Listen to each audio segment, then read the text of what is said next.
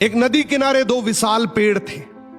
उस रास्ते से एक चिड़िया गुजरी और उसने पहले पेड़ से पूछा, लगता है बारिश आने वाली है, क्या मैं और मेरे बच्चे तुम्हारी टहनी पर घोंसला बनाकर रह सकते हैं?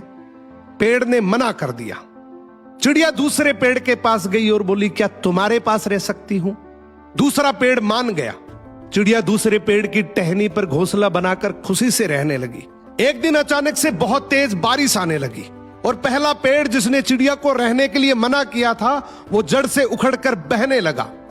चिड़िया ने उस पेड़ को पानी में बहता देखा और बोली, तूने मुझे और मेरे छोटे छोटे बच्चों को उस खराब परिस्थिति में रुकने के लिए मना किया, इसीलिए आज तुम्हारे साथ ऐसा हो रहा है। पेड़ मुस्कुराया और बोला, मैं जानता था कि मेरी जड़ें कमजोर हैं, इसलिए मैं तुम्हारा और तुम्हारे बच्चों का भविष्य खतरे में नहीं डालना चाहता था। हमारी रियल लाइफ में भी ऐसा कई बार होता है। जब कोई आदमी हमें किसी भी चीज के लिए मना कर देता है तो हमारा ईगो हर्ट हो जाता है। कई बार तो हम उस आदमी से रिश्ता ही तोड़ लेते हैं, लेकिन हम ये जानने की कोशिश नहीं करते कि उसने मना किया क्यों है, क्या मजबूरी रही होगी।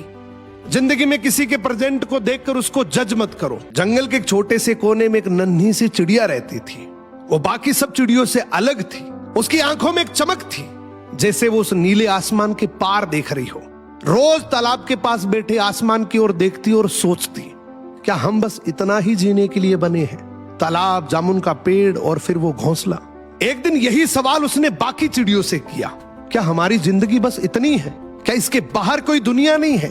तो उस झुंड की सबसे बुजुर्ग चिड़िया बोली, देख बेटा, मानते हैं बाहर की दुनिया बहुत खूबसूरत है, ये जंजीरों का जीवन है, बाहर आजादी है, लेकिन ये आजादी हमारे जीवन के लिए बहुत महंगी है।